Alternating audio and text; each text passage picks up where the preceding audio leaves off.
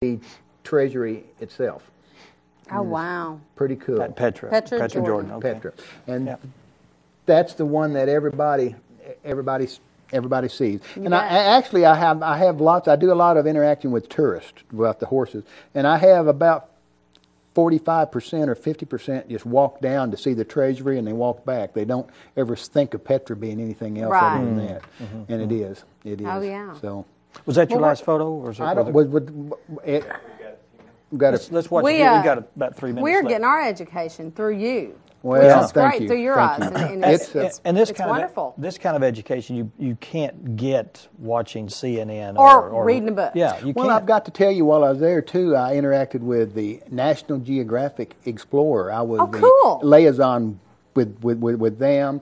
I got to work in an Indian movie from India, Bollywood or whatever you want to call it, and that was interesting working with them. Cool. I got to hug the hottest Indian star in the world. I guess. Hey. I don't know who she was, but they said she was hot. Oh my gosh. I went down there and had my picture made with her and a hug. And so that was. Well, let's look at some more photos before we run out of time. Oh, I don't know how that got there. That's, the last time I was here, I told you I was going to Washington, D.C. That's the Secretary of Agriculture giving me. Well, I'm glad you dressed up. That's there. Yeah. Yeah. I dressed up. I wore a tie. And some jeans. This is the Minister of Tourism in the middle, and Dr. Ahmad, who's the overall superintendent of the park. She'd be the same thing as the Secretary of the Interior. Okay. Good. I got to visit them. Oh, that's something else. See, that's one of the things that we're there for, to try to help situations like that. That is an inflamed tear duct. Oh my! In a horse. That is not cared for. And so that's a cut. You probably should have warned our audience about this. The yellow jackets. Already around it. That's just a cut that a horse got cut. Oh wow! And this is This is one of the tombs that are there. You can see. I mean, it's very unique that they carved these out of the wall.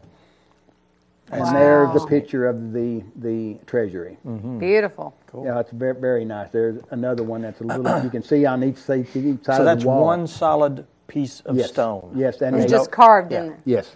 Wow. And that one's the same one again. Okay. That looks like a keyhole.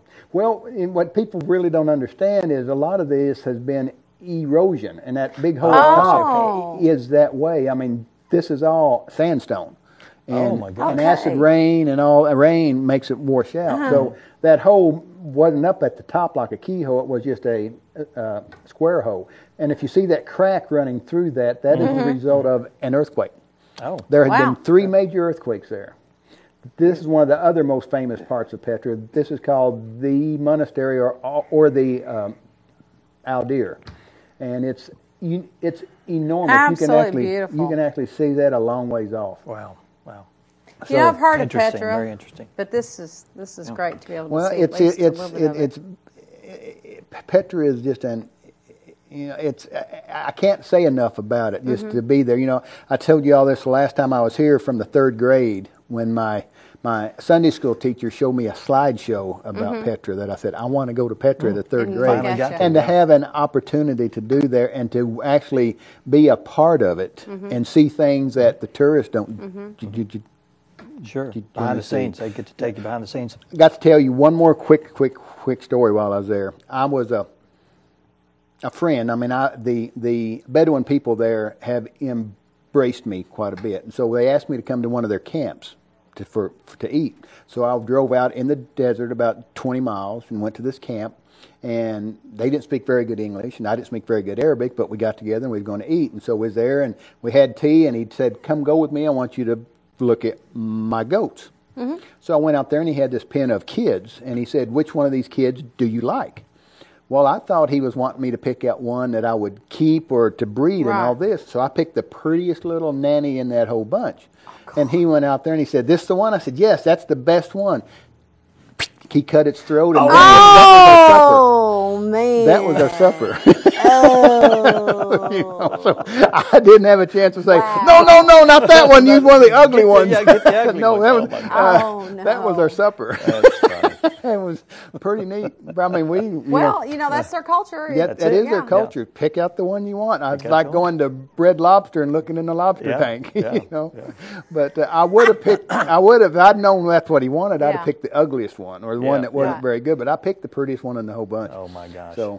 Oh, well, live and learn. Live and learn. Live and learn. Well, Fred, what's up next? I don't go back until February. Okay. So I'll be home for the 90 holidays, days for the holidays and to catch up on everything. Good. And then I go in February for probably another 30 to 45 days, depending on how that works. And I'll let you know when I come back. Well, I was going to say, I'm doing something a little bit different too than this time. They have a captive breeding program there where they're actually doing oryx and gazelles to trying to reintroduce them, and I'm doing a little bit of work with them on range management. So I'm still doing my horse steal and pecker, but I'm doing branching out expanding a little bit more. Well, as always, you have an open invitation, and I'm sure Judy will find out where you at whatever where you time. at? She is good at tracking anybody down. I mean, I watched on TV the other night or one night called Dog the Bounty Hunter. Yes. You have Judy the Bounty Judy's the Bounty Hunter. Yeah, she tracks you down. She's the dog. She's the dog. She's the dog. That's it. Yes. Fred, thanks so much for being here. Thank you for having me. And thanks for the having gifts. me. And great time to talk to our audience about what you do. Thanks so much for being a part of the community. Opportunity. Thank you.